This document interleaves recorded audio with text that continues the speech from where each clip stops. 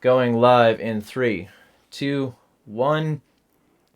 Time to see if it's just not giving me the proper preview, because I have playback issues on my end, but that might just be my fuck up in some capacity.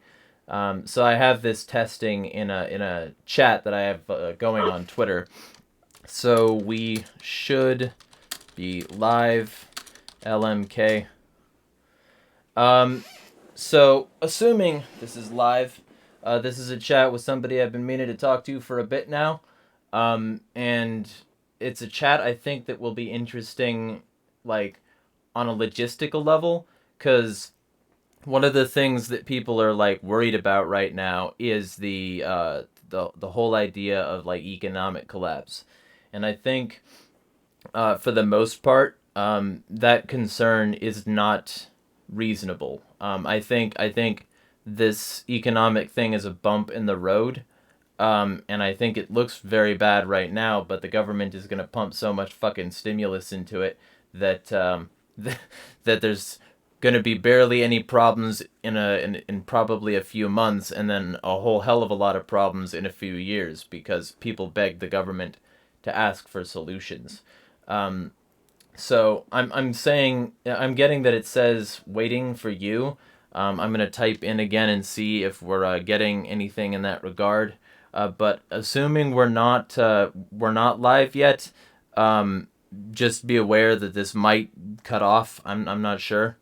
Oh, okay. So we do have one screenshot from Anarchy Ball saying that my face and your face are showing up. Anarchy Ball, let me know if you can see and hear me. Because I can see you there in the chat on Twitter, but I can't see you in the chat here yet.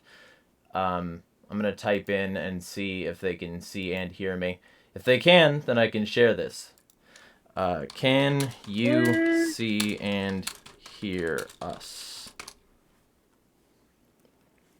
I'm having issues because like YouTube is sometimes highly problematic in this regard. So we'll see. We'll see. But anyway, why don't you tell the audience, assuming that there is one, a little bit about yourself, what you do, and why you chose to get into trucking, maybe. Okay, my name is Quincy Johnson, and I'm here to fuck shit up. I'm kidding. My name is Quincy Johnson, aka BBW Lover. Born and raised in Detroit, now living in Atlanta. Here's why I got into trucking. I got tired of being a fucking, you know, just I got tired of being a fuck up. Okay, I was damn near 40, and all I had to show for it was a toothbrush and a suitcase full of clothes. And 5 years ago, I came up with a 5 year plan, and my plan was simple: focus on the money, fuck everything else. And a miracle happened. I called into a radio show to talk about a seatbelt law, and ended up with free training and a job as a truck driver. And now here I am. I just hit my 5 year anniversary of driving a truck last Tuesday. I've got I've got a career, not just a job, in a recession-proof industry. I will talk about that later. I've got a damn good woman by my side. I've got a family, and I'm saying this not to brag because I'm not the type of person to brag. I'm just proving the point that it is possible to be successful in this country. You just got to put the work in. It's never too late to unfuck yourself. Okay? I'm doing all this for an eighth grade education. All right? Because I got kicked out of high school. So it's possible. I ain't saying this shit gonna be easy, but you can do it. It's just a matter of how bad you want it and how hard are you willing to work for it. You know what I mean? Right. Well, so let's talk about that first. Then, why'd you get kicked out of high school? Me and the vice principal beat the shit out of each other in 1993. Well, good for We you. beat the living shit out of it. Huh? Good for you. Man, listen, bro. Do you remember in school suspension where you had to be in the one room all day? Fucking detention, yeah. Okay, well, I was in there, and at the time, my mother was in the hospital getting her legs amputated due to diabetes and smoking and whatnot. So I was the one. I was working at night, going to school in the daytime. I fell asleep. You know what I'm saying? Like I was fucking tired. And he came through, slapped me on the back of the head. It's like, hey man, wake up. I'm like, yo, don't do that again. I will punch you. Oh, you ain't gonna do nothing. So I went on back to sleep. He shot me again, and I bounced a fucking trash can up his forehead, and we started fighting. And like I said, we beat shit out of each other, bro. I'm not even gonna sit there and be like, oh man, I won. No, it was a draw. He fucked me up the same way I fucked him up. So I got kicked out of the entire Houston Independent School District. I bet he kept his job though. You know what? He's still there. He's actually the principal now. They still bring up that fight because all of my homies got kids that go there now. So every once in a while they'll be like, "Hey, Mr. Watson, I heard you got your ass kicked in the '90s." And from what I hear, he's like he's still mad about that shit. Well, don't slap people, you motherfucker. Well, and doubly, don't slap somebody like in a setting where they feel isolated and trapped already. Like the school system is nothing but a Pavlovian instinct training camp designed to indoctrinate people. Like it's very very Orwellian on its face, and then you slap somebody. The fuck you doing? Man, I'll be honest with you, bro. Only reason I went to school was the food and the hook up with girls. You know what I'm saying? I'm not even gonna lie to you, man. That was it, bro. I went there for the motherfucking free food and the fucking meet up with girls and shit. They kicked me out. The next day, I went and got my damn TD and just kept on working and shit, man. I wasn't worried about that shit one bit. Well, I would have been because I was a fucking nerd in school, and I still somewhat am a nerd, but like I'm much more confident in my ability to resist authority. I was a very conformist person in high school, and like that was one of the reasons I was a neocon and like a Bush supporter because it was safe to be that. Um, yeah, I was a fucking terrible kid, man. I'm telling you, it was a bad scene.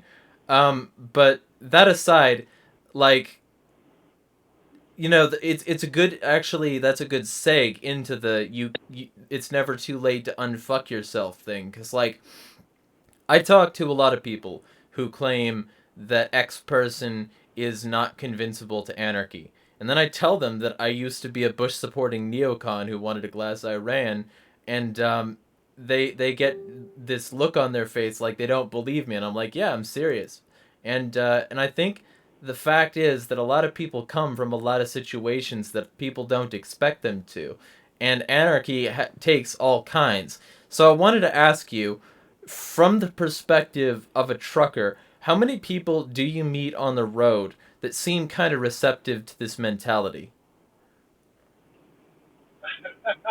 A bunch. There are a lot of outlaw truckers out here. We pretty much run the gambit. You got truck drivers on the left, the far left, the right, the far right.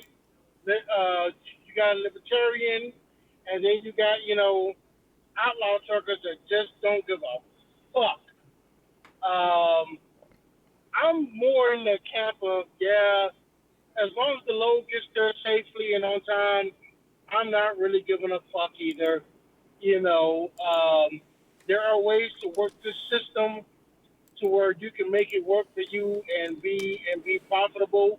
Um, yeah, man, we really are a diverse group. You know what I mean? So what So yeah, percentage of it would you say is pissed off at the government in some way? Like normally, I'd not say not about before ninety this. percent. I'd say about 90%. You know what I mean? I've talked to a lot of old school truck drivers that been driving since the 80s and in some cases the 70s. Um, According to them, it was way less regulations back then. It was pretty much, hey, get it there safely and on time. You don't care about the rest. Um, Now that we have this damn uh, clock in our truck, a lot of them don't like it. I mean, I'm not gonna sit here and say that I'm a fan of it as well. I just know that there are ways to work it to your advantage. But as far as people hating on the government, more than a few, more than a few. You know what I'm saying? Straight up.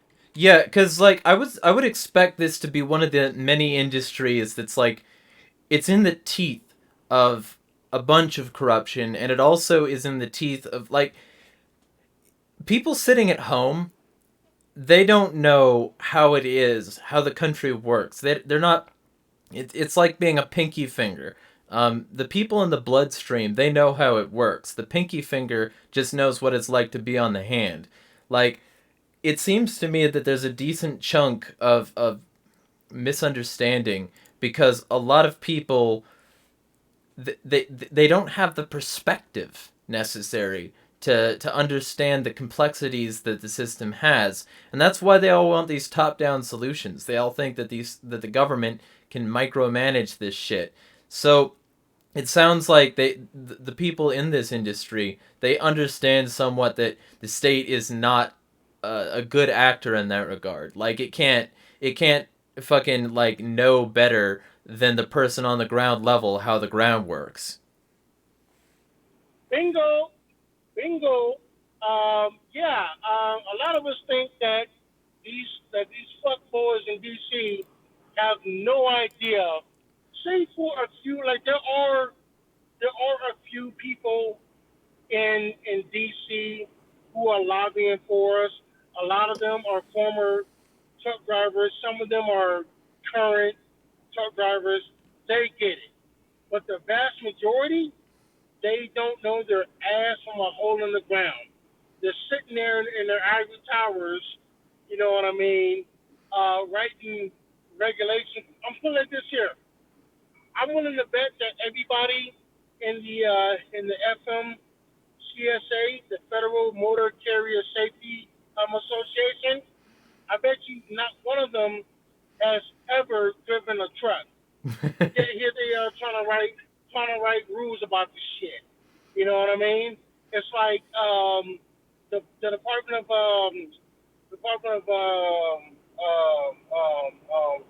uh, Agriculture. I guarantee you there isn't one goddamn farmer in that building, but yet here they are trying to write laws about this shit.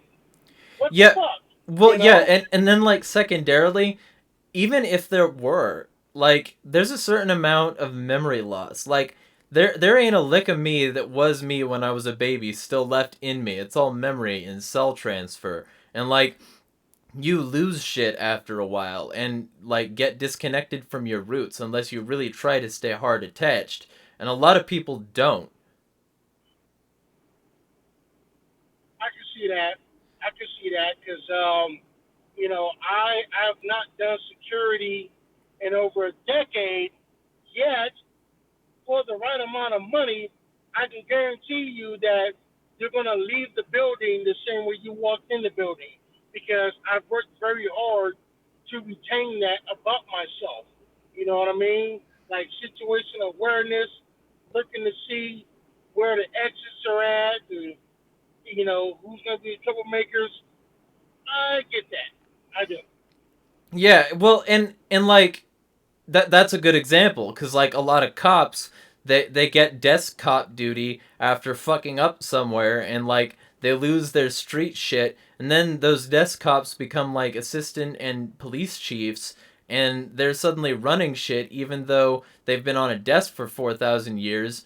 And after they like start running shit from the perspective of somebody who lost their street shit, they run police departments into the ground because they're not very interested in public safety. They're mostly interested in making sure their numbers look good because they forget what the street is like.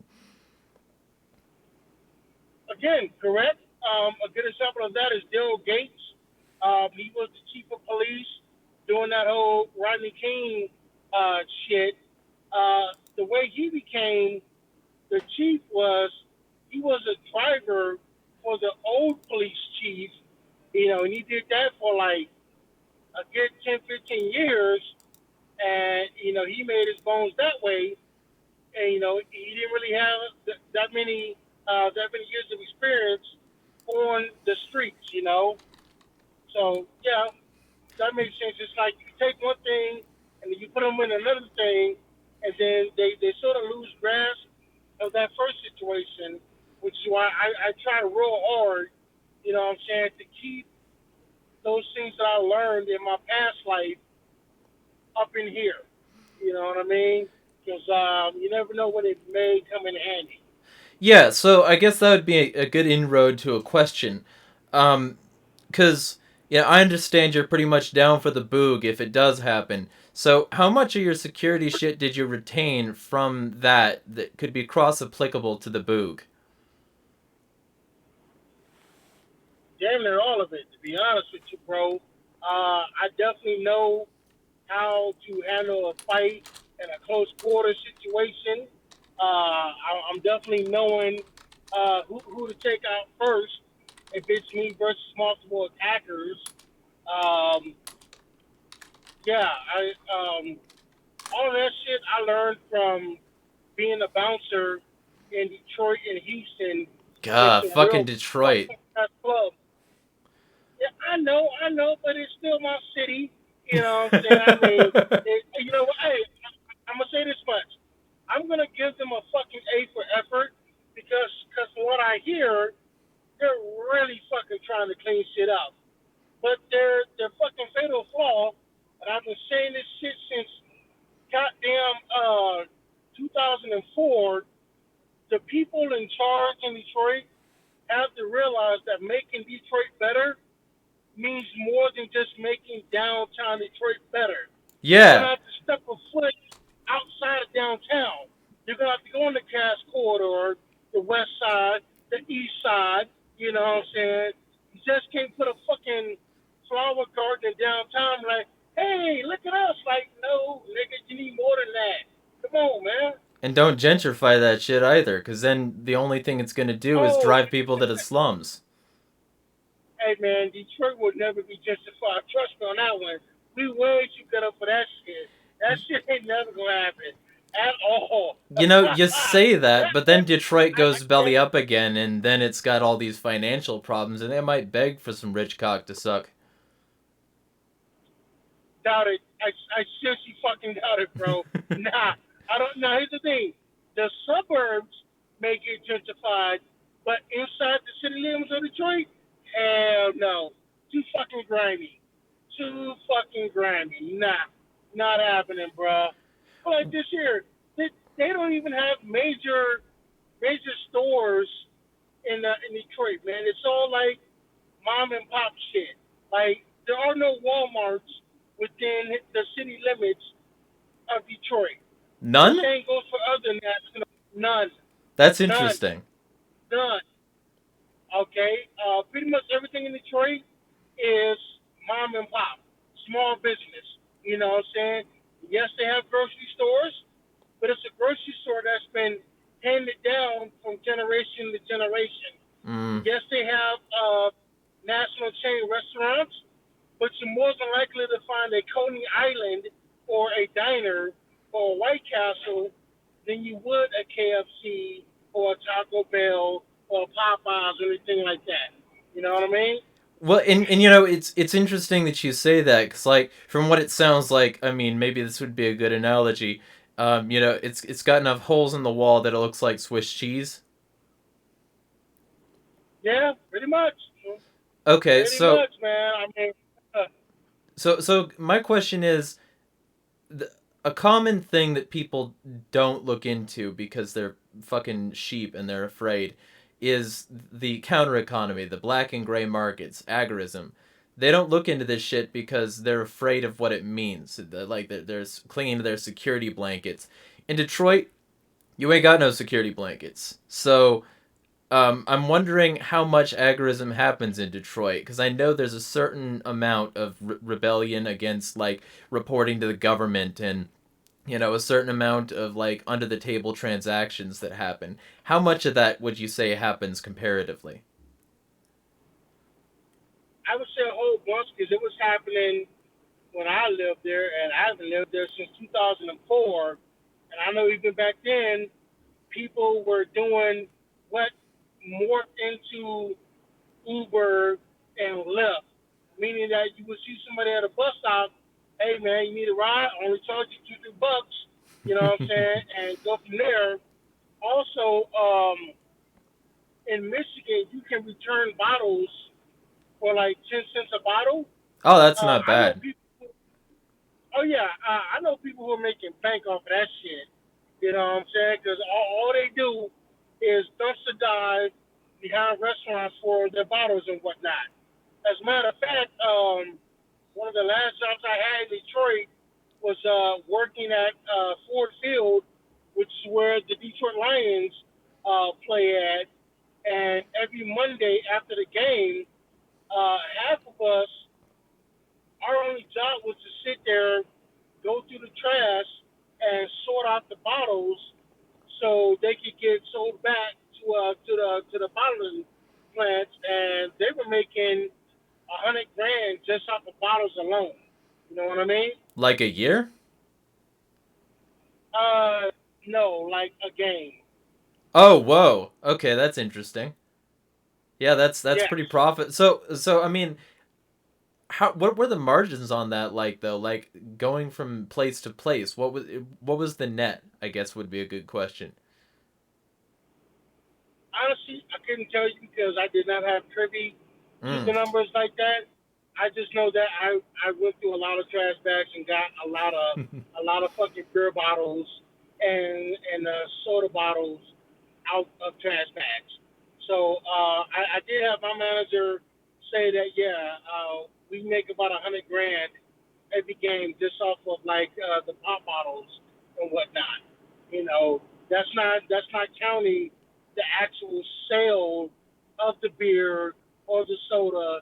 Just simply, returning the bottles, 100 grand every game. That's interesting. So okay, so Yep. on that score, how many times do you get jobs to ship to Detroit or from? To shift to Detroit. Ship Um. to ship. Oh, ship.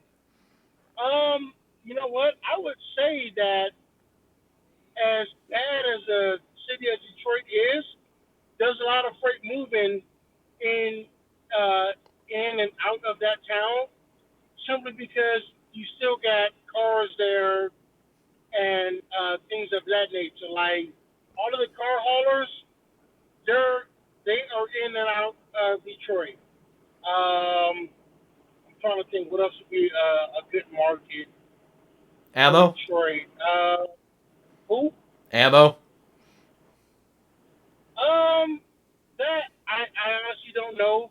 I've Mm. only had one load of ammo, and that was all spent shell casings anyway. Um, but I would venture to say car haulers, produce, drinks, because there's two or three soda factories that are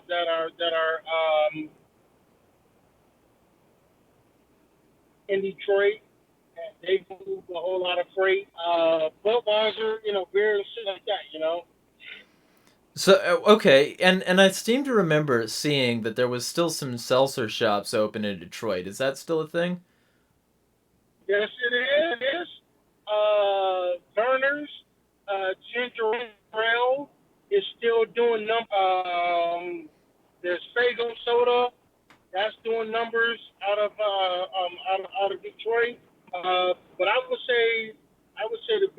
thing coming out of Detroit right now, freight wise, would be cars. You Hmm. know what I mean? So Because there's still factories, if not in Detroit, right outside Detroit, in the burbs. okay, so here's my chance to maybe let you piss somebody off. So you've driven to Detroit, you've driven to Chicago, and you've driven to New York, right? Yes. Which pizza's better?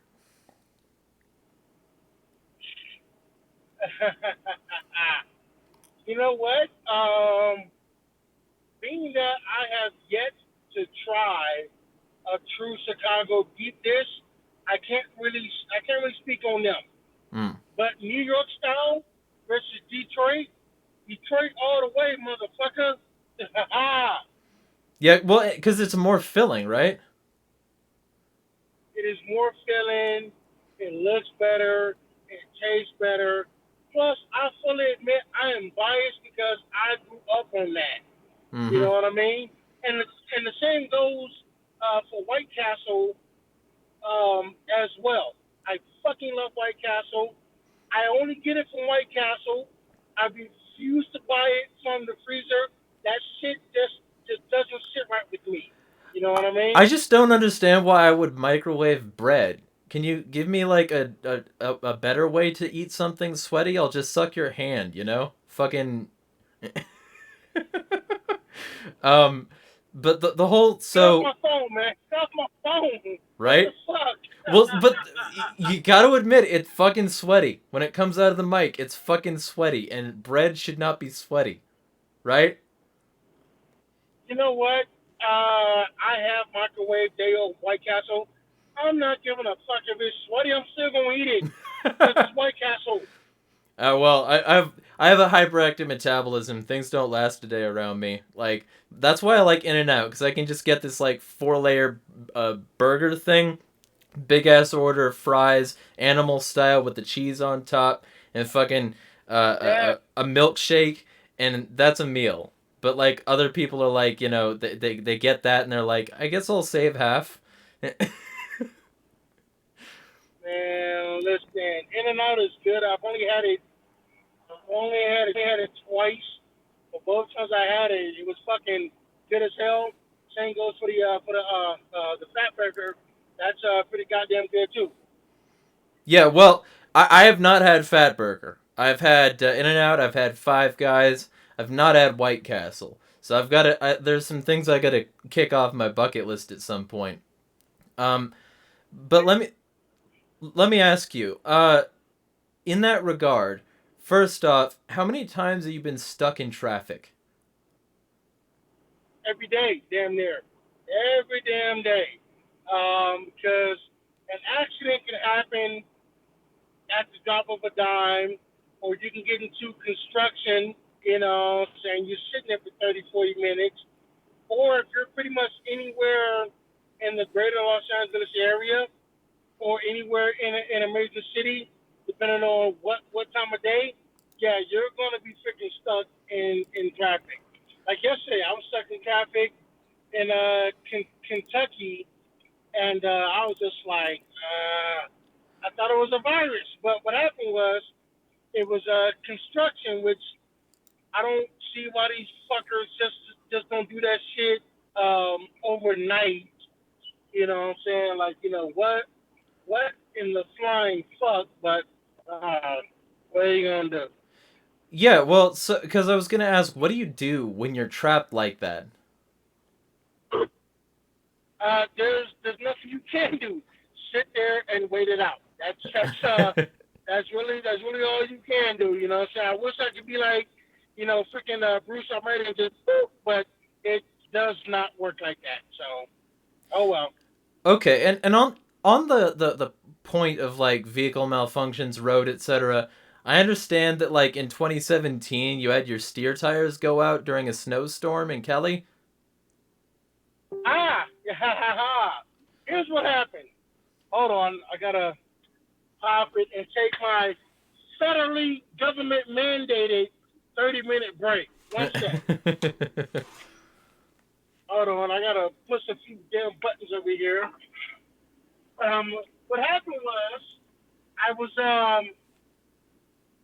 driving over the infamous Downer Pass, right? Yeah. Hello.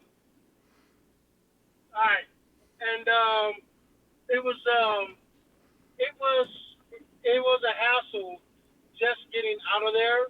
I had to come because one, I came to this checkpoint and it was snowing, but Mm-hmm. the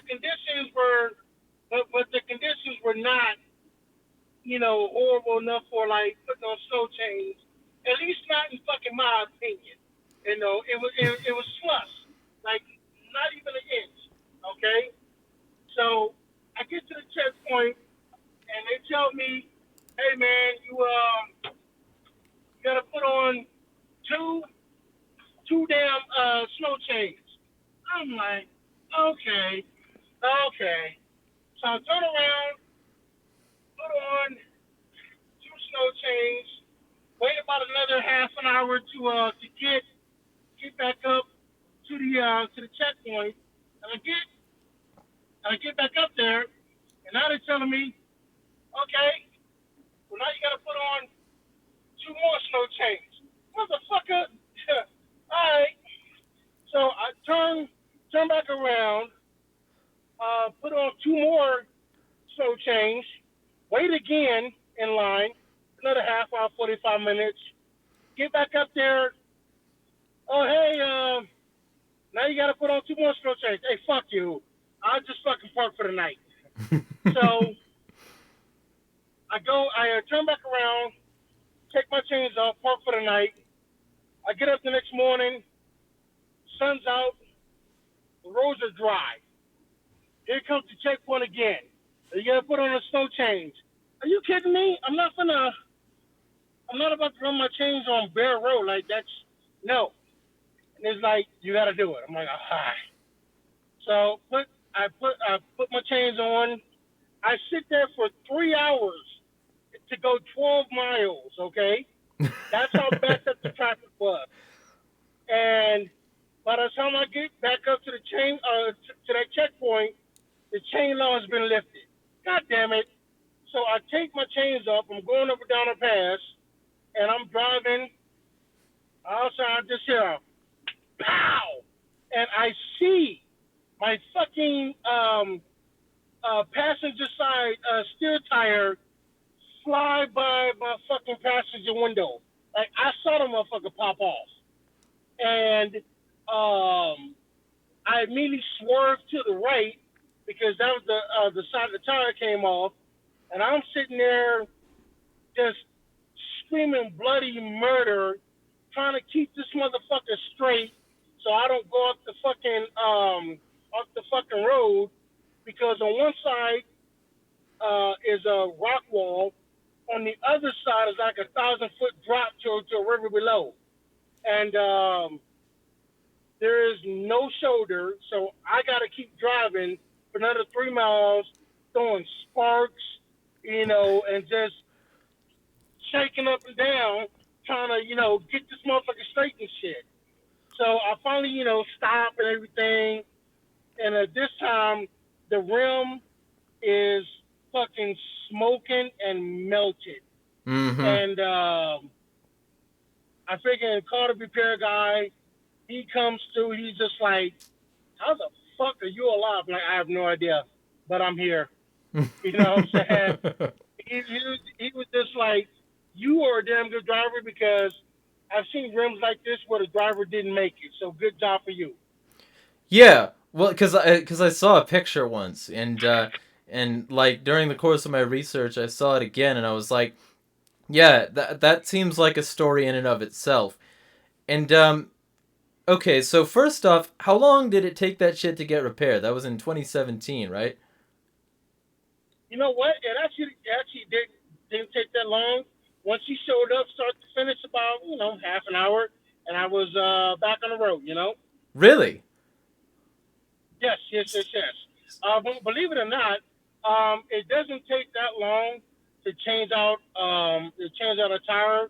It's just you come through with a freaking power drill and take off the leg nuts. Well, You know no, what I'm I mean, saying? You I've lift it up. changed a tire before. I thought that like it might have done damage to the axle or something. So you're saying literally the only thing that was damaged was the wheel and the tire? Yeah, that's it. Now there are sometimes um, if you get hit, then yeah, it might fuck up the axle or something like that. Or if you have if one of your trailer tires pop, it can fuck up the bar that holds the mud flap. You know what I'm Mm-hmm. saying? But even Yeah. then, that fucking grab your sledgehammer, bend that some bitch back in place, you fucking good to go. Yeah, well, and see, because the interesting thing is, a lot of people don't think practically about shit, and I would imagine that somebody on the road as much as you would have to be practical all the time. Yes, you definitely want to have some sort of tools with you. Pliers, regular and needle nose screwdrivers, a sledgehammer for beating on shit, or beating on a motherfucker if they're trying to rob you or something. Yeah, you definitely want to have, fluids with you, windshield wiper fluid, oil, coolant, things like that. Food and water. You know what I'm saying? Because the last thing you want to be is stuck out here with your fucking pants around your ankles because it's not a good time. You're gonna have a bad time. Yeah. Right. Well, and speaking of a bad time, I mean the hits just kept on coming because in January 2019 you got intentionally hit by a pickup truck, and apparently he didn't live, but you did. Yeah, it was suicide by truck. He used me to kill himself. It was pretty damn fucked up, man. Because him and his passenger, they were young boys, like maybe 23, 24, something like that. And I'm driving. Yeah, I was just east of Missoula, Montana, and um, the fucking roads were dry. The sun was out, the roads are dry. It looked like that. You know what I mean? It Yeah. looked like that. You know what I'm saying? And let's see. I know I was going 70. That's what my cruise control was set on. But the speed limit was 80, so I'm pretty sure he was going 80 because neither one of us hit our brakes. I see him enter the median. I'm thinking, okay, he's making a U-turn, whatever, because I see people do that all the time.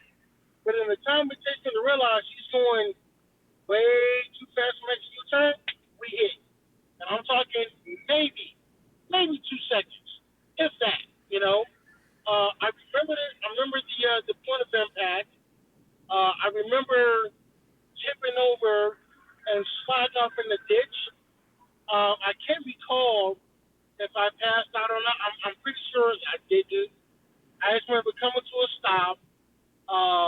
The cab is just filled with snow and dirt and everything else. And I remember having to, dig myself out because I had snow on my face. I couldn't breathe. And I just started screaming like, I'm alive, fuck, fuck, fuck. And I was hooked. And like the inside of my truck is just wrecked. And two guys came through and he was like, yo, he's alive. Is anybody else in the truck? I'm like, no, no. He sets me in the truck and they helped me kick out the windshield so that I could get out. And I remember getting out, hitting the ground. First thing I did, I looked up and I said, hey, God, listen, I know we've been on the best of terms, but I'm going to believe in y'all. I would never die some assistance because me living is a miracle. And let me tell you something, I put that on Twitter on my first account, and man, them atheists was up my ass for weeks behind that shit, bro. Yeah, well, you said a Oh, word they didn't like, so you got to explain yourself all of a sudden. well, they was like, what are you doing thanking God for? Somebody died. Just like, look, I'm not thanking God that somebody died. I'm not thanking God that somebody died. I'm thanking God that I'm alive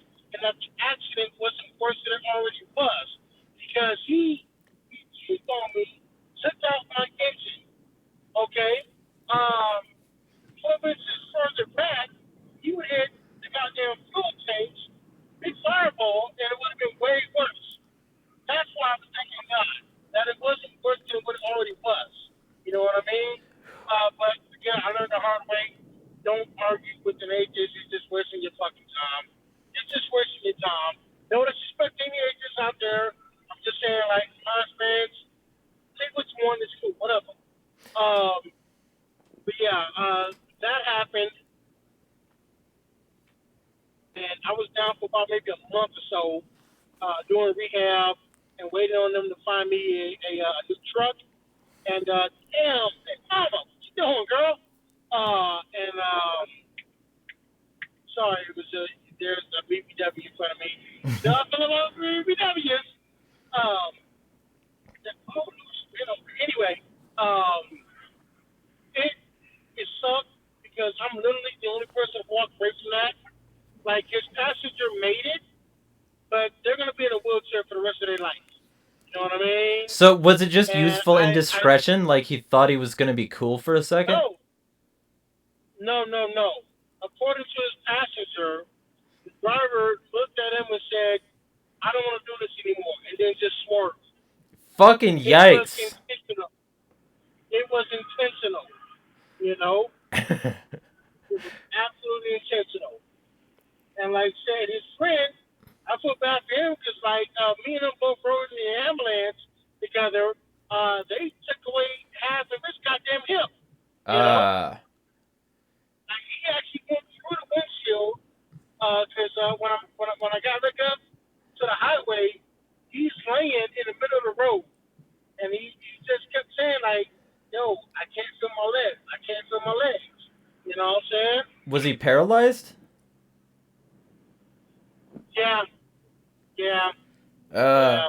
that's rough. Paralyzed with the weight down. Yeah, Y- rough. you And know, here I am. go The ahead. only thing I got going on with me was my left knee was on fire because it got wedged underneath the dashboard, and I had a tiny little cut on my right leg. Aside from that, I was fine, you know. Yeah, you probably walked with a limp for a bit with a tendon tear though. Actually, no, Really? no, man, really, Ah. really.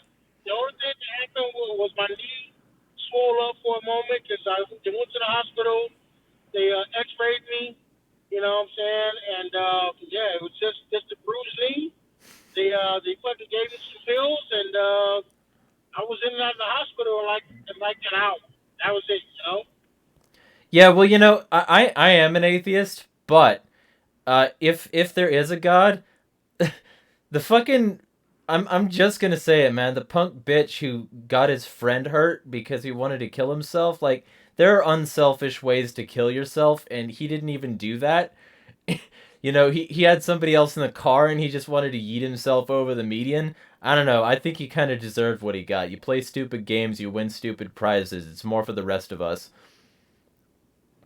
I'm gonna say that it was fucked up. Like if you're gonna do something like that, the least you can do is be alone in your truck.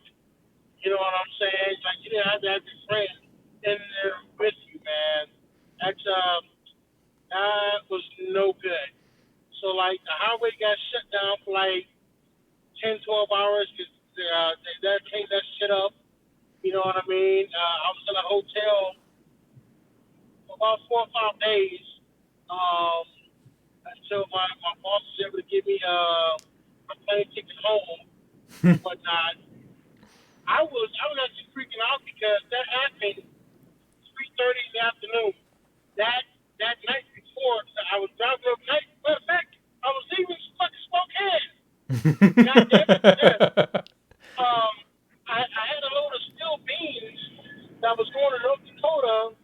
I came over in Snoqualmie, and I remember I was in Idaho, and it's like 1:30 in the morning, and I had a patch of ice, and I fucking jackknifed. You know what I'm Mm. saying? But I was able to get back underneath it and not wreck, you know. But I was literally like a L, about a good quarter mile going downhill and shit. I'm just like, thank goodness it was 1 o'clock in the morning. There was no traffic. Had it been mid afternoon, I probably would have hit somebody. So that happened that night before, and then the next day that happened. Like, what the fuck, you know? Yeah, fucking the least gangsta way to cop an L. Seriously, man, it was rough, and people ask all the time, like, how could you get back in the truck and drive back? I'm just like, I have to. You know what I mean? Yeah, otherwise I you have stop to. making money. Like, yeah, and quite honestly, this is the only thing I know that makes me enough money to where I can provide provide for my family. Because before this, yeah, I was a hard worker, but it was, I was doing grunt work, parking cars, washing dishes, being a bouncer. That's Ah. not enough to take care of the family. You know what I'm saying? Yeah, and So also I'm it's just like not like, only peanuts, but it's peanuts a long time. Like you work long hours those shit without like much return. yeah. I'll admit, like I said, I mean, I was constantly working. Yeah, you know what? Since let's say 2006, so right before I became a truck driver, I really can't think of a time where I had less than like 3 jobs at one time. I Ah. really can't. I was hustling. I was. It's like nobody can ever accuse Quincy Johnson of being lazy. Nobody. And if they do, they're fucking lying. You know what I'm saying? Yeah. My work ethic is impeccable. I'll never forget when I told my Adderall dealer in 2009 when I was moving all of a sudden to go to Boulder. I thought a motherfucker was going to cry because I was buying that many Adderalls from him. He was just like, dude, you can't leave. Like, you're literally funding my college education. Come on, man. I was like, dude, I've been in Austin like 9 years now. I feel like I've done all I can do. He said, look, man, if you stay, I'll give you the same price that I pay for my dude. I appreciate that, but I gotta go. He was just like, oh, fuck. I'm about to call my goddamn cash shop. Damn, man. Damn. I was like, sorry, bro. I gotta go. You know what I'm saying? Well, that's what happens when you put all your eggs in one basket. It's his fault. Well, you know what? He was going to bed school and whatnot, and that took up a majority of his time. So it wasn't like he could put in 40, 50 hours a week because he's putting in 60, 70 in school, which I get it. You know what I'm saying? He had a side hustle, selling Adderall and whatnot. But yeah, I was coming through buying 20, 30 pills a pop every fucking 2 or 3 days and shit. Because, I mean, I was being up 24, 36 hours at a time working and shit. Like my record was yeah, I was up for 87 hours straight. You know what I mean? Ah. Well, Yeah, okay. that was Let me ask you. top on top. But So we're talking about work ethic. Let's talk about roots. I understand you use the program of a guy named John Glover. you know what? You know what? Damn. Okay. Yes. I did not use this program. Wait, are we talking about the same John Glover, a big heavy set black dude? Yeah. Okay, okay. I've not spoken to him in a while because I forgot his Twitter handle and it was on my first account. But right before I became a truck driver, I did a search for truck companies that hire felons because I'm a felon, and I came across his page, and he gave me he had his number on the website, so I called him, and he put me in touch with some people, and unfortunately, none of them would hire me and whatnot, but it is what it is. Um, I ended up calling a radio station, and I got in touch with some companies that hire felons, and John Glover is a good guy. I haven't used this program, but I do recommend it based off what I saw from his website. Gotcha. All right, because like he seems to have a thing about like quote helping people. What do you know about that? You know what? I help those who help themselves. Mm. It's like I have no problem helping anybody who wants to better themselves, but it's got to be you put the work in. You know Right. what I'm saying? Like you can't say you want the help and then expect me to do all the work for you. No, no, no, no, no. Um, now, I won't call myself a servant. Um, but again, if somebody wants help, I've helped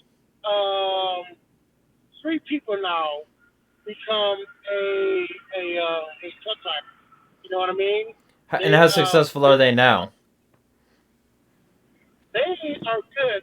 One of them just hit one of them just hit 2 years, which talks to him, and the other gentleman um, he started around Thanksgiving.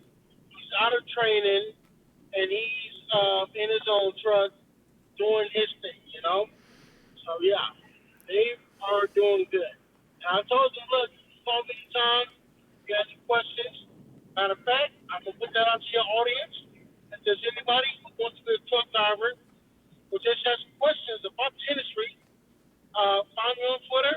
You know what I'm saying? I'd be more than willing to talk to you. Because this industry right here, is it glitz and glamour? Fuck no. Is it enough money to provide for you and your family? Fuck yeah. When you get to see some cool shit, fuck yeah. You know? Well, let me ask you about Twitter then, because that's a good seg. You've been your first account was censored off Twitter. Why was that? You know what? I made a joke, or at least I thought it was a joke, about yo man, if so and so did this thing, I'll fucking kill him. Mm. I was joking. Me and my friends would joke like that. I had filmed it. I was like, look, go through our timeline, see our tweets, you'll see that we joke like that. You know what I mean? But they weren't trying to hear it. Um, it's amazing. I get kicked off for calling somebody an asshole or joking, saying I'm gonna fuck somebody up. Yet you got pedophile accounts Yeah. up there tweeting bullshit with no repercussions. You got people calling me a nigger. Nothing happens to them. But heavens forbid, I call somebody a moron, I get fucking kicked off. Like, you know what? I actually just sent it to 7-day ban a couple weeks ago because I called somebody a fucking sassy nigga. Really? That's what it is? Wait a minute. You mean to tell me that this motherfucker can post pictures of young girls and putting up posts that say left to right, and that's okay. But I call somebody a sassy nigga and I get a 7-day ban? What the fuck? Well, right, and the moron thing. I just got a 12-hour lock the other day for calling somebody a moron who regularly calls people morons, calls them retards, um, like retweets people who just say the word nigger, like to get banned, and he fucking he retweets copter memes. He retweets like all these like proto-fascist things. Um, and he is proto-fascist, constantly calling for physical removal a la Pinochet, and so I call him a moron because he's being a moron, and he fucking reports me, and I get banned for 12 hours. He doesn't. Yeah, yeah, man. It's same thing happened to me. I got a 12-hour lockout for calling somebody a fucking moron, and I'm just like, you know what? I actually my last account got suspended up for something I did in the fucking DM. Apparently, the fucking algorithms are watching the fucking group chats now. Because I posted a picture. Hey, look, even I can admit it was a trash picture. But again, I've seen way worse. I've seen videos of people fucking roosters and whatnot. Their page is still up. Mm-hmm. You know Yeah. what I mean? But I posted one meme, and I get suspended. But you know what? I don't get mad over that shit because, again, Twitter's a private company. They can conduct business how they see fit. I'm just gonna say it's some fucking pussy shit to do business like that. But again, yeah, whatever. You know what I'm saying? If I were to get banned again, I got a fucking backup account. Not really tripping, you know? Yeah, and I don't. I see. The thing is, I don't like the private company excuse either. Like, I think, I think it's a private company. It's a cop out for people who like what the private company does at that moment. But if it did something they disagreed with, they'd suddenly be on the other side. Like, I don't like any racial slur, but the fact that you were fucking using they even talk about reclaimed language. They talk about reclaimed language in their terms of service, and they're somehow banning you over that. What? Man, you know what? It's fake, woke bullshit, which you know what? Some motherfuckers need to stay asleep. Okay? Some of you motherfuckers are not woke. You just said some bullshit and like icing it as woke shit. Some of you motherfuckers are not woke at all. If you're not woke, take your bitch ass back to sleep. Like now, motherfucker. Please.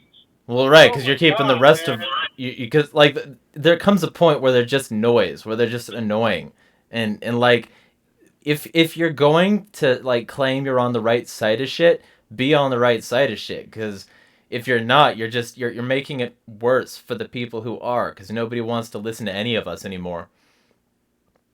And what's crazy is like it's all fucking talk. You know Mm-hmm. what I'm saying? 90% of the motherfuckers that are tweeting this bullshit, they are not about that fucking action. They may talk a good game, Yeah. they may talk it, but in the streets, nah, nah. And I'm Mm-hmm. saying that as somebody who can who can talk it and walk it, and it's not me bragging at all. I'm just calling a spade a spade. Okay? If I tell a motherfucker on Twitter, I'm gonna punch you in your motherfucking mouth. Hey, if I see you in the streets, I'm gonna punch you in your motherfucking mouth. Okay? Because I've had more than a few truck drivers get on the CB radio and talk shit to me, and my immediate response is, okay, let's pull off at the next exit and let's talk about it face to face. Nobody ever takes me up. Nobody ever takes me up on my goddamn offer ever, ever. How many of them know Although your maybe, Twitter? uh, you know what? I actually do follow quite a few truck drivers, but the ones who are yelling and screaming and cussing at me, yeah, they don't really know me. It's just like, oh, you fucking asshole, you cut me off, you fucking nigga, yeah. Like I'm just like, all right, big fella, listen, there's a rest area 2 months up ahead. Once you pull off, you talk about it face to face. Mm-hmm. Silence. Mm-hmm. Silence. They don't ever respond like, I thought you were a tough guy. And when you call them on their bullshit, they fucking zip up. You know? That's why I don't take threats on Twitter serious at all. Mm-hmm. At all. Because I've had more than a few people, oh man, I wish see you. I'm just like, hey man, I'm a truck driver, okay? I can very easily get a delivery to your area and be there in 12 hours. What's up? You know what I'm saying? Because Yeah. I remember on my first account, it was some asshole up in my shit, and then kind of find out that he lives in Kansas City. Hey pal, I deliver in Kansas City all the time. I can be there at 9 a.m. What's your address? You know what I'm saying? Silence. Silence. Yeah. Well, and Absolute silence.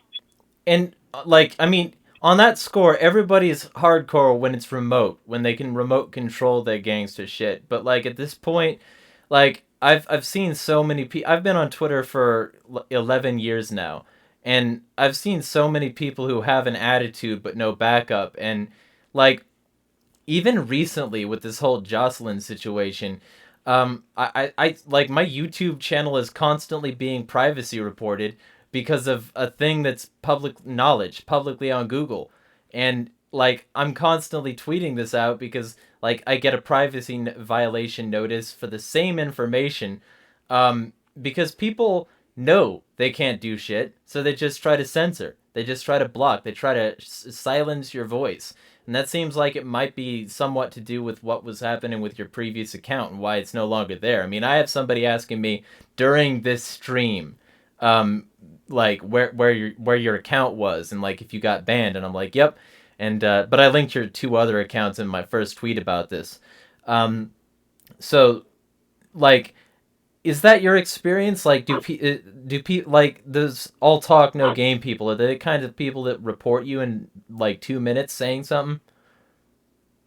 Oh hell yeah, all the time, brother. That's why, like a lot of them, I don't even engage with anymore. I'm just like, all right, bro, all right, man, you got it, man. Do your thing, talk your shit, whatever. It's like me personally, I've never muted anybody, and I've never blocked anybody, and I never will. I just, just won't respond to your bitch ass. You know what I'm saying? Like, you can blow my timeline up all you want to, doesn't mean that I have to respond and engage with you. You know what I mean? So it's just like, whatever, man. I'm not tripping over it. You know what I'm saying? It's like I can get permabanned off of Twitter today, right now, and I wouldn't feel any type of way about it. Like, all right, whatever. Life goes on. I still got truck driving, and I still got my girl, and I still got my whiskey, whatever. You know? Well, so first off, I want to like take this opportunity in the stream to tell you about Keybase and hope you get on there because Keybase is encrypted messaging. They can't see what you say. If you want to revoke it forever, like they would have to take a screenshot before you do that in order to preserve it, because you destroy the key that the message is decrypted with. So if you want the message gone, it's permanently gone. There's no way to get it back.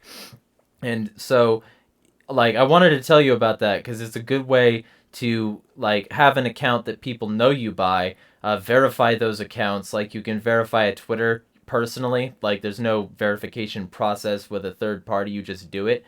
And if you're banned from another platform, people know where to find you. So if you start up your next account on Twitter, for instance, people know where to ask you what that is and make sure that it's you.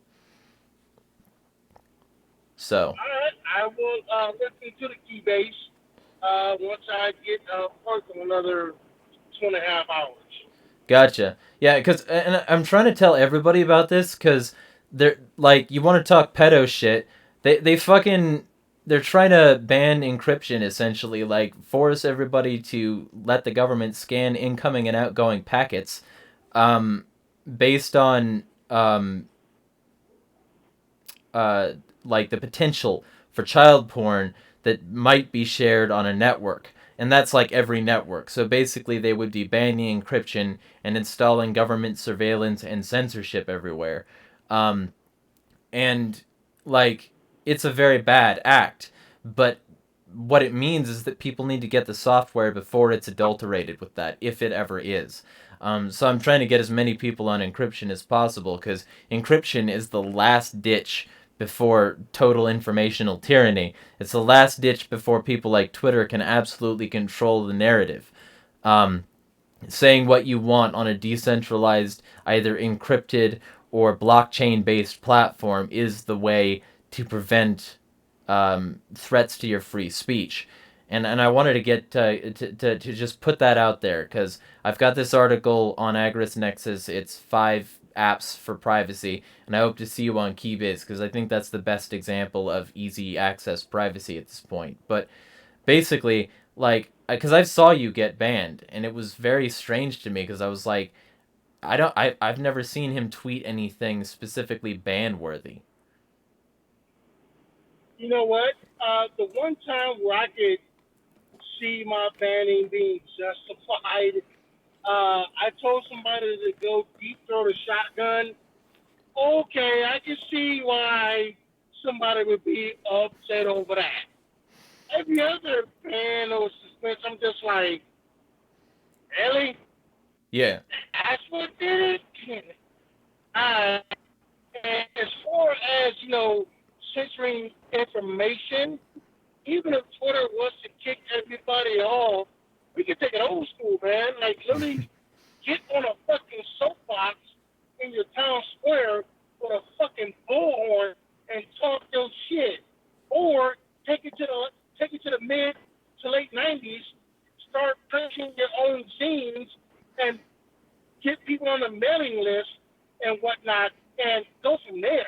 I mean, there's still there's still ways to get information out to the masses.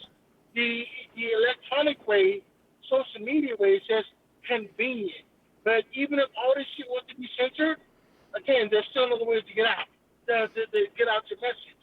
You know, be it like I said, mailing list or video calls, or like I said, simply standing on a fucking corner and talking your shit.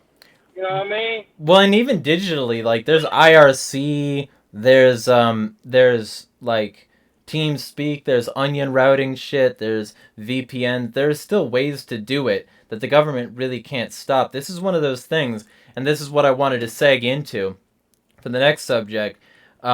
Only criminals obey X laws. And in this Are particular you in case, Kansas again? in this case, Hello, I wanted to Colorado. ask, like, your views on gun control are basically no gun control is acceptable, right? Hey man, listen, bro. I'm gonna put it to you like this here. Shout out to the big homie Maz Toure. If you're listening, homie, and watching this, gun control is racist. At least with with regards to me and my people. You know Mm-hmm. what I'm saying? Because I remember back in the day, a lot of those gun laws were put up to keep a lot of guns out of the hands of black folk and other minorities. Uh, I'm gonna, you know what? I remember telling my queen this. There could be a mass shooting every hour of every day for the next 25 years. That still would not put me in favor of more laws restricting my ability to legally own a firearm. Think about it like this. A lot of people want to say that the police are hunting black people like sport, or white nationalists are hunting black people like sport.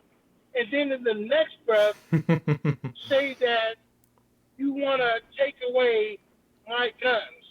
So by your own admission, there are people out here that want to do me wrong, and then you want to take away one of the best ways I have to defend myself.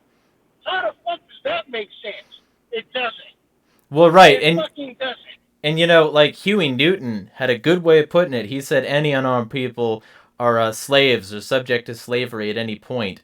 And he had this great way of putting it, and that's why there's now a Huey Newton gun club because they're celebrating black gun ownership. You know what? I'm actually joining that club Tuesday, as a matter of fact. I'm gonna put it like this here, man. Anytime a politician or some fuckboy on Twitter talks about gun control, they always talk about the legal gun owners. I have yet to see a politician or some fuckboy get on camera and say, "Hey Crips, hey Bloods, Latin, Hells Yeah. Angels, Bongo, Gangster Disciples, we're coming for your guns." I never hear that. They always want to go after my guns or your guns. So until they start going after the gang members' guns or the drug cartel guns, they can kiss every square mile of my ass. Fuck them. Yeah, You know what well, I mean? and and of I'm not trying to hear that shit. and of course, like they want to disarm the people, but the government is still killing a significant amount of people, and like especially now with this virus going around and martial law being kicked around, we got mass murder potential here. We got fucking curse potential right here, to be honest with you. Now, me personally, and I really hope that I'm right about this. I don't think there's going to be martial law implemented, and even if it would be implemented, I don't think it would be nationwide because one, it would just be a fucking logistical nightmare to even put that shit out there. Second of all, martial law or not, you're still gonna need your goddamn toilet paper and your fucking bottled water and your condoms and whatever else you need. So I don't think that that would ever happen, and I hope to God that I'm right about that. But if it does happen, I'm willing to put my life on the line for my family. Okay? Do I want to draw down on federal agents? No. It'll hurt like a motherfucker. At the same time, bitch, get the fuck off my goddamn property. You know what I mean? Well, and yeah, because like that's what I was gonna ask. If you had to, you would. Um, are you Yes. one of the people who's like who doesn't want to do it but will if he has to, or are you one of the people on the collapsitarian side who's like, I wish a motherfucker would? You know what? A little bit of column A, a little bit of column B. Depends on the day. Because half of them, yeah, it depends on the day. Because like one day could be like, yeah, man, I really don't want to shoot anybody. I don't want to hurt anybody. But at the same time, you can fuck around and find out if you want to. You know what I'm saying? Like, leave me the fuck alone, and I will do you the same. You know what I'm saying? It's like I don't want to fuck with anybody, and I don't want anybody to fuck with me. But if you choose to fuck with me, bitch, we can get this party started, okay? And I'm not really giving a fuck how it ends, but I know how the fuck it's gonna start. You know what I'm saying? Square business on that, you know. And that's what people don't get about the Second Amendment. I'm I'm willing to say what people aren't. It's not for hunting. It ain't for fishing. It's not for sportsmen. It's so that I, as a private citizen, retain the right to draw down on a federal agent should that agent become tyrannical. Again, I don't want to do that shit. I'm not trying to harm anybody. Don't hurt anybody. Don't take their stuff. At the same time, bitch, I will empty the whole fucking clip in your monkey ass if you try to fuck with me. You know what Well, I mean? well, right, and it's one of those things like people. Oh, this isn't tyranny. Well, what's this? I mean, are you experiencing it right now? Maybe not. Maybe you're just going for a drive and you think you're fine. But like ultimately speaking, there's tyranny all around us, and anybody who tries to violate your rights is a usurper.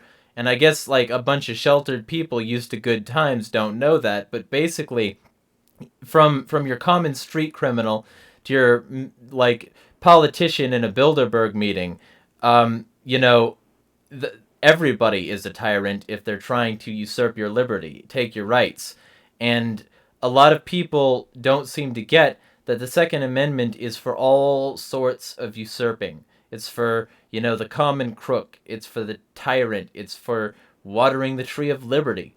And people don't want to understand that because it's a gruesome thought and they want to think everything's cush. But things haven't been cush forever. Never been cush. Cush ain't real.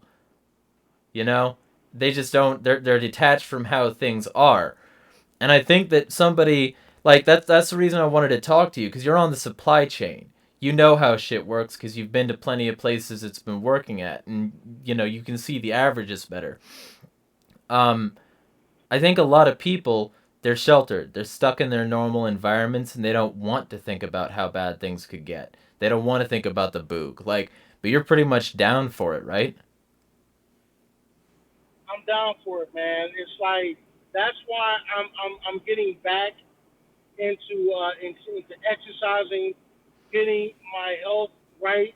Because you can say you're down for the boob, but if you can't walk a mile, what fucking good are you? You know what I mean? Or if you don't know how to field dress a animal to eat so you don't get sick, then what good are you? You know what I mean? So it's like I'm picking up skills that I think are necessary to help me should the move or the ice cream so ever happen. You know what I'm saying? It's like, I've started exercising again. I've already been eating like I care about my body. I don't put too much bullshit into my body. You know what I'm saying? I'm learning about gardening. Unfortunately, where I live at is not zoned for livestock, so I can't have any animals right now. But once my boy graduated high school, and everybody's out the house, me and my girl moving to the country. And there's gonna be some animals and shit, and we're basically getting ourselves ready. You know what I mean? Like with regards to this whole virus, I hope this was a wake up call for a lot of people. You know, because a lot of people got caught with their pants down. You know what I mean? So it's like once this blows over, which by the way, I'm willing to bet that by week one of the NFL season, we won't be talking about this virus anymore. Yeah, I'm calling that shit right now. By fucking September the 11th, we won't be talking about this shit anymore. We will have moved on to something else. So when it does boil over, everybody needs to start thinking about a backup plan, and then a backup to the backup plan is stay ready so you don't have to get ready. You know what I Mm-hmm. mean? It's better to be a warrior in a garden than a gardener in a war. Say it again. Say it again for the people in the cheat sheets, dog. It is better to be a warrior in a garden than a gardener in a war. You get a horn honk for that. Yeah. So, okay. That's facts. I got a few more questions, and then I can then I can end this, and we can have a post show discussion as well, just to suss out some details, because I'm gonna send you this link, and I'm gonna pull out some clips to promote this, because I'm gonna start doing that now that I have a better rig. So And if anybody in the chat has any questions, ask away. Don't care. yeah, and I'm gonna ask them about that. What has your experience been on the road with law enforcement? How many like tickets have you gotten? How many cops have given you a hard time? Um, you know what? To be absolutely honest with you, um, most times, most times, most times that I've been stopped, it has been cordial. You know what I mean? Yes, there are a lot of revenue agents out here who will just pull you over because they know that they can find something wrong with your truck. But for the most part, my record is clean because our tickets, after a certain while, they fucking drop off.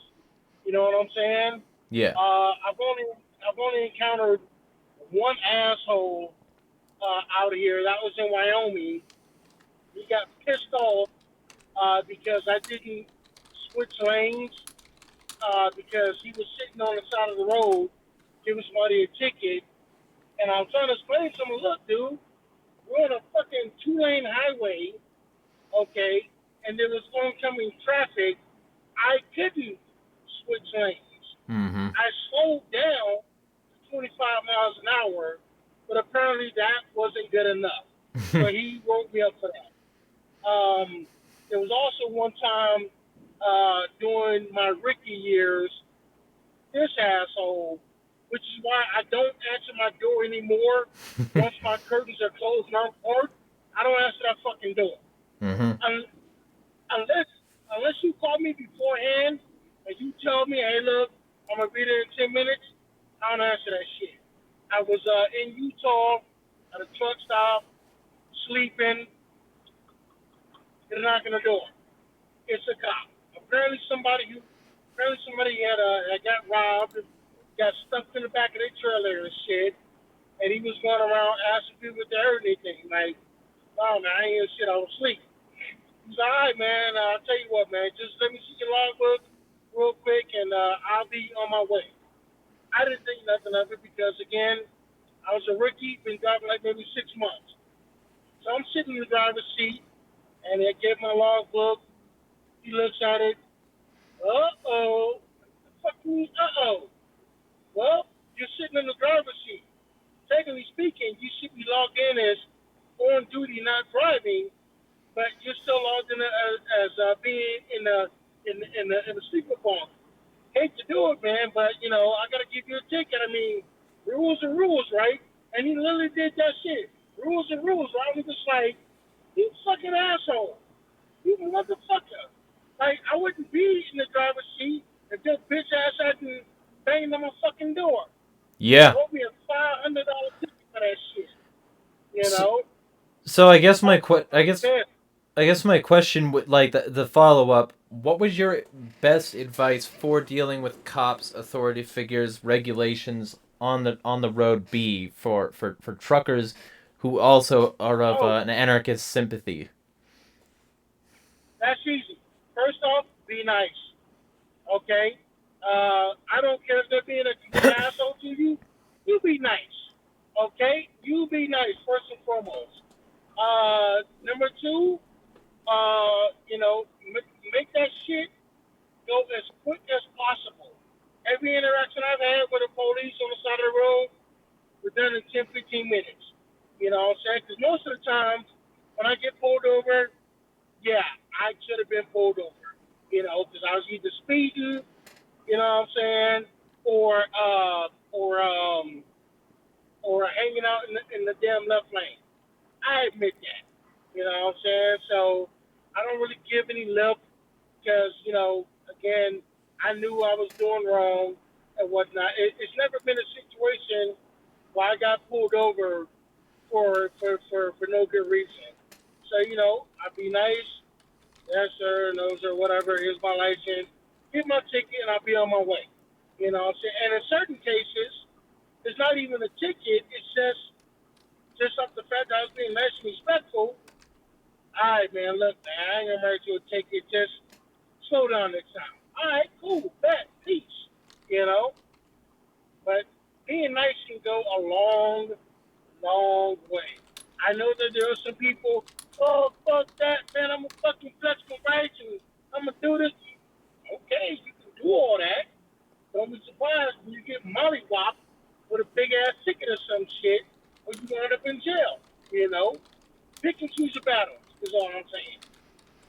Okay, so that's all it takes then, you think? In my experience, yes. And I'm saying this as a middle-aged black man who, statistically speaking, I should be, in a position to get fucked up. I ain't never had that happen. You know what I'm saying? Be nice, be respectful. If you feel it going a certain way, the phrase that pays for me, am I detained or am I free to go? That has saved my ass more times than I care to remember. Not so much driving a truck, but before I was driving the truck. You know what I mean? Am I detained or am I free to go? Because spoiler alert, if you're not being detained, if you're not under arrest, you're under no obligation to talk to the police at all. At Right. all. So walk away. And if they stop you or if they put a hand on you, number one, don't resist. Don't resist. Consider yourself being detained and or under arrest, invoke your right to remain silent, ask to speak to an attorney, and then shut the fuck up. Okay? I can't tell you how many times I've seen people talk themselves in the handcuffs. Okay? If you're being detained, ask to speak to an attorney, invoke your right to remain silent, and then shut the fuck up. Ugh. So on that score, I mean, you don't take any precautions. You don't got like a dash cam and like fucking 360-degree cameras on your interior. You don't do any of that. Nah, I've never had a dash cam. I will never have a camera on the interior because that's just weird as fuck to have a camera this close to me for, 11, 12 hours a day. Can't do that. There are a lot of companies, truck driver companies, that will have a camera hooked up right there on the dashboard, just looking right at you. That's just weird as fuck to me. Now, I wouldn't mind a dash cam facing outward, okay? But even then, I'm still skeptical if you're recording audio because now you got audio of me, sweet talking my girl or talking to the bank or some shit. Yeah, I do not have a dash cam. I'm thinking about getting one because there are a lot of people out here who like to break check truck drivers, try to get a check. You know, you laugh, but it's dead ass serious on that, bro. Yeah, I've been no. I've been break checked, I've been break checked more than a few times. Which random. Want to know, in my opinion, the worst drivers out here? Oh, yeah, sure, Kevin. go ahead. Oh, Prius drivers. Prius drivers. yeah, that's not surprising. I mean, first off, they got this dumb low profile. Second off, they have this stupid scoop on the back. And third off, they've got all these pillars and columns everywhere in the car, giving them like about 20% less visibility. And they're usually stupid hippies.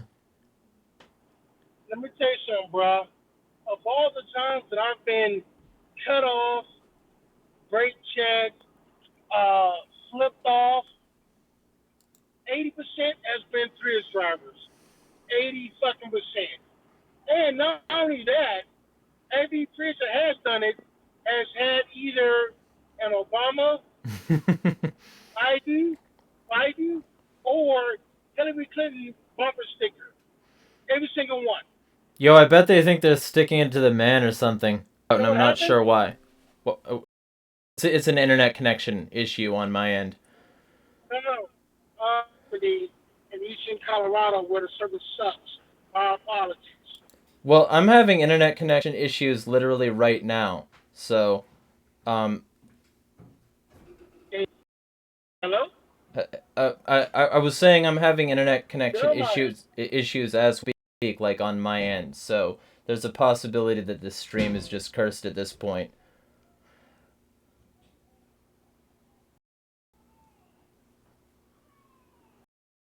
Hello. connection. Hello, Mike You check. could hear Mike One, check at two, this point. 1, 2, 1,